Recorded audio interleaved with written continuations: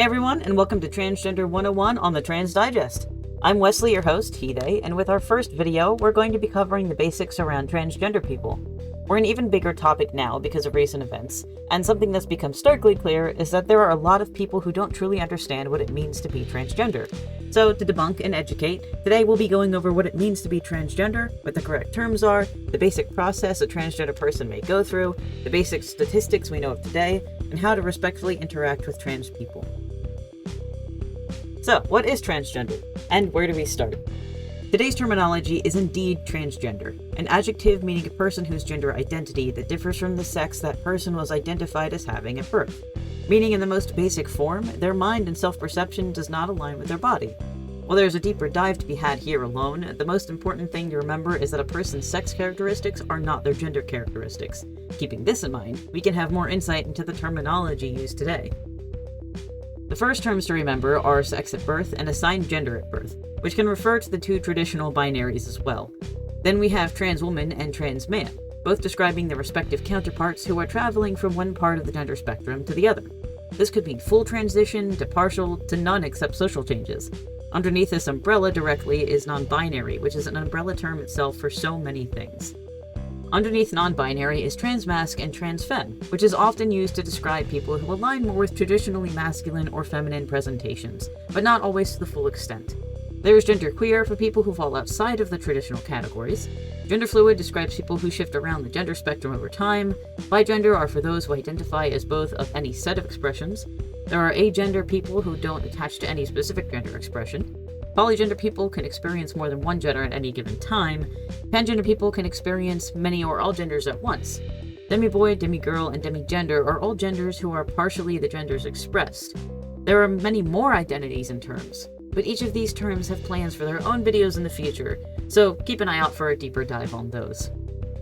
Another important identity to note, which itself turns into another umbrella term, is two-spirit, a very specific term only for Native American gender identities that fall outside of the others. With so many identities, some people may think that the process of becoming comfortable in one's body must be a complicated one. However, transition can develop in many different ways and at different levels. There are many different medicines and procedures in the world today focused on helping transgender people into a more comfortable body. What is important to remember with medical transition is that it is a choice whether a transgender person undergoes any of these options. It does not make them any less transgender, it just means they can or simply just don't want to physically change their bodies. Another important thing to note is that the surgical procedures are only ever done on fully grown adults, except for very specific cases, with a lot of hoops to jump through. For those that do, there are some minor medicinal methods that many start off with. The most well-known is hormone replacement therapy, or HRT. This method involves a person taking one of either lab-made testosterone or estrogen to heighten the levels of that chemical in the body. The dosage is monitored by a doctor as the person absorbs the medicine over the course of their life. The doses of each can always be changed depending on whether or not the person wants a more androgynous look, which slows down the changes to the physical body. Another method mostly only used for younger transgender people would be puberty blockers.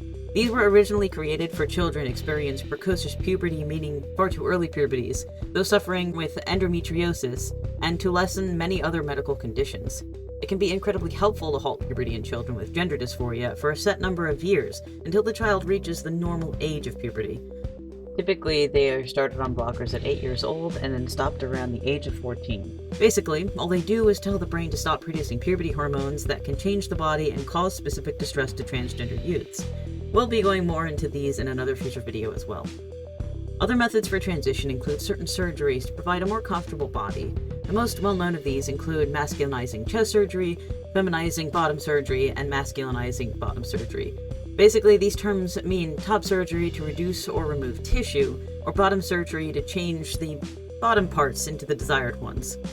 There are also vocal surgeries that can help lighten the voice and the trachea, and facial surgeries. A lot of these are considered major surgeries and will require some steps to be approved by a surgeon. Other non-surgical and non-medicinal methods can include facial hair waxing, laser hair removal, voice training and modification, genital tucking or packing, and chest binding. Transgender people can also simply choose to only transition socially by informing their friends and family of their preferences. This alone can improve mental health and gender affirmation. All of the methods mentioned have been shown to improve the mental health of transgender people. With all of those terms actively being used and the process it takes to transition, one has to wonder how many people in the world actually fall under the trans umbrella. For it to be such a huge topic today, surely there must be a record of populace. In 2022, the UCLA School of Law Williams Institute in the US recorded nearly 1.6 million people that identified as transgender and non-binary over the age of 13 and up.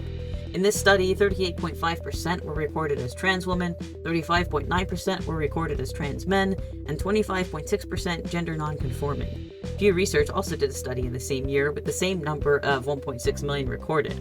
They noted that in this group, 5.1% were age 30 and below, 1.6% were age 30 to 40, and 0.3% were age 50 and above. While specific censuses can be viewed independently, it has been noted that Germany reported a 3% population of transgender people in the populace, Sweden came in at the same rate of 3%, and Brazil was noted as having a 1.6% population. One other interesting thing to note is that because of missing data and the current state of acceptance in some countries, there is more likely many more transgender people around. Gender GP did an estimate of the world population and the potential percentage if there were no restrictions or danger to trans people. They estimated a 5.1% amount of people could be transgender in the world. This would be 413 million possible transgender people worldwide, far exceeding the 1.6 million recorded in the US.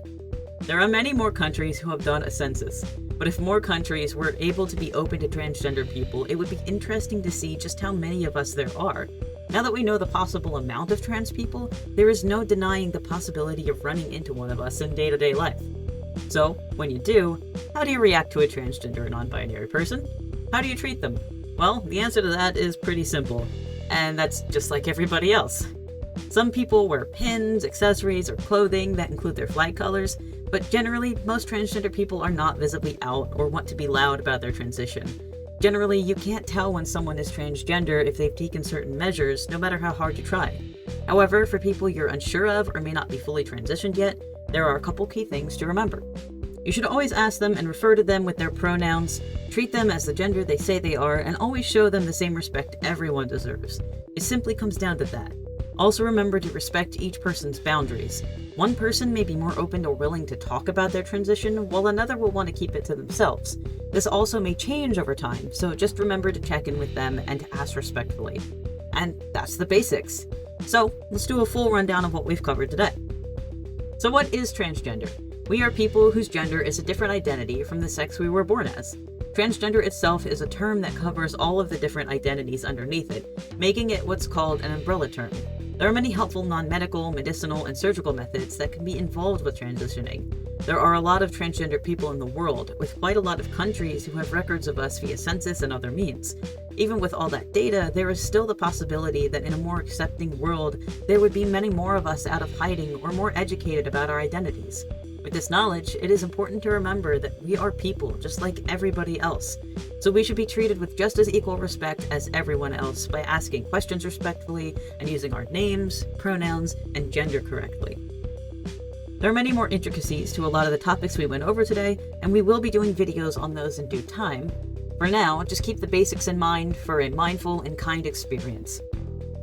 You can also check out our other playlists on the channel for the 101, current events, review, studies, history, interviews, and more. Thank you for watching, and we'll see you next time. Stay proud, my trans siblings, and stick with us. See ya!